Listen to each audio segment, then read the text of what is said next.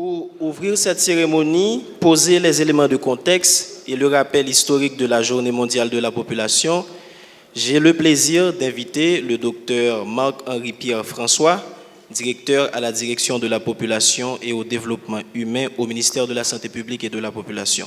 Je vous prie de l'applaudir, s'il vous plaît.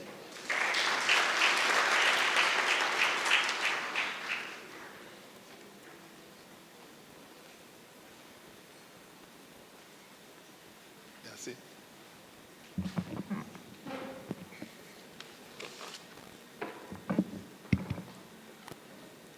Bonjour tout le monde. Excellence, Monsieur le conseiller présidentiel, et Dr Louis-Gérald Gilles, Monsieur le ministre de la Santé publique et de la population, Dr Bertrand Sinal, Monsieur le ministre des Affaires humanitaires rattaché au bureau du Premier ministre, Monsieur le secrétaire d'État à la population et au développement humain,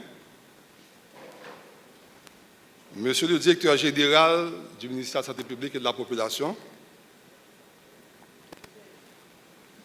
Monsieur le représentant de l'UNFPA en Haïti, Mesdames et Messieurs du système des Nations Unies en Haïti, Madame membre du CEP,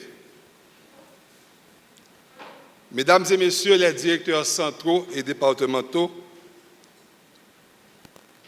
collaborateurs et collaboratrices de la DPDH, membres de la presse parlée, écrite, télévisée en ligne, distingués invités, messieurs, mesdames, en vos rangs, grades et qualités, chers amis.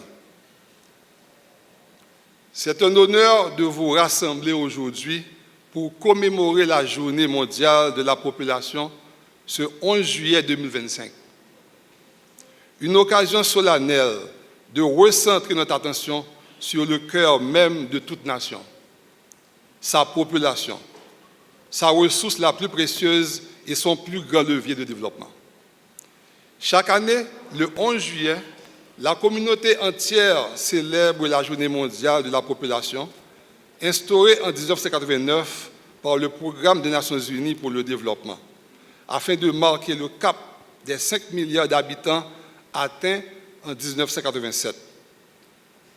Depuis 1990, cette journée nous offre, à travers un thème proposé chaque année par le système des Nations Unies, l'opportunité de réfléchir, d'avoir des échanges sur les enjeux démographiques critiques, santé sexuelle et reproductive, environnement et réchauffement climatique, migration et dynamique de population, pauvreté et développement durable.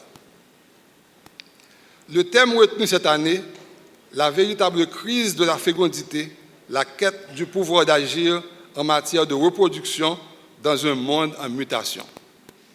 Pour nous autres, l'accent a été mis sur cette mutation démographique.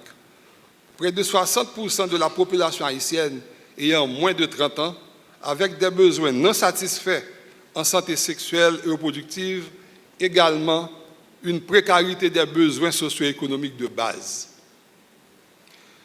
C'est également l'opportunité de rappeler les engagements internationaux auxquels le pays a souscrit. Le programme d'action du Caire en 1994, le consensus de Montevideo en 2013, le sommet de Nairobi en 2019 et les objectifs de développement durable ODD à l'horizon 2030. En Haïti, cette journée résonne dans un contexte particulièrement complexe. Une crise multidimensionnelle sans précédent, des déplacements forcés massifs dus à la violence aveugle et aux catastrophes naturelles, une absence criante de données démographiques fiables. Pour rappel, le dernier recensement général remonte à plus de 20 ans, privant l'État d'outils essentiels pour anticiper et planifier.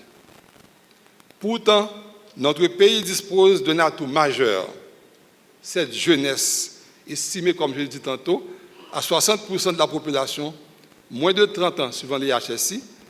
Haïti pourrait tirer profit du dividende démographique.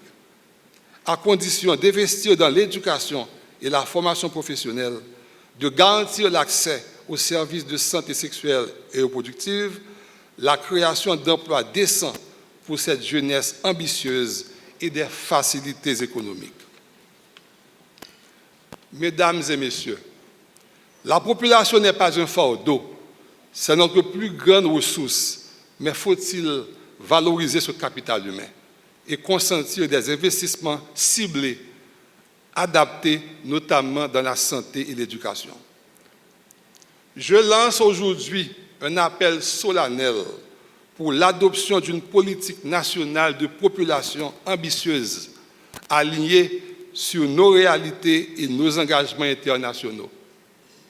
La création d'un observatoire national du dividende démographique pour piloter nos politiques publiques en population et réorienter cette jeunesse majoritaire livrée à elle-même.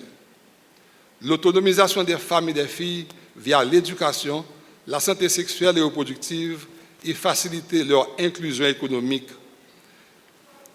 Une réponse coordonnée pour les déplacés internes, intégrant protection sociale et développement local. Chers amis, mesdames et messieurs les hautes autorités, construire un avenir meilleur exige des choix courageux. Les défis sont immenses, la crise est profonde, mais les dynamiques pour bien orienter cette jeunesse doivent être bien calculées et correctement abordées. En cette journée mondiale de la population, engageons-nous à transformer les promesses en actions concrètes, remplacer la fatalité par l'espoir, faire de notre démographie un levier de croissance économique et de renaissance nationale.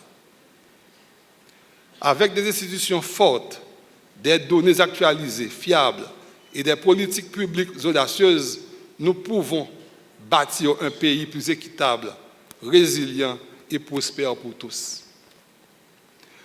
Avant de terminer, la Direction de la population et du développement humain du MSPP voudrait remercier chaleureusement les hautes autorités de l'État ici présentes, le ministre de la Santé publique et de la Population, le secrétaire d'État à la Population et son bureau, le directeur général du ministère, les autres directions et entités du MSPP, les autres institutions étatiques et celles de la société civile, nos remerciements aux partenaires techniques et financiers nationaux et internationaux. Un remerciement particulier au Fonds des Nations Unies pour la population, l'UNFPA, pour sa contribution inestimable à la santé sexuelle et reproductive en Haïti, et également aux thématiques démographiques. Merci au staff de la DPDH. Merci à vous toutes et à tous ici présents pour commémorer cette journée. Haïti ne restera pas à genoux. Mettons-nous au travail. Bonne célébration à tous. Je vous remercie.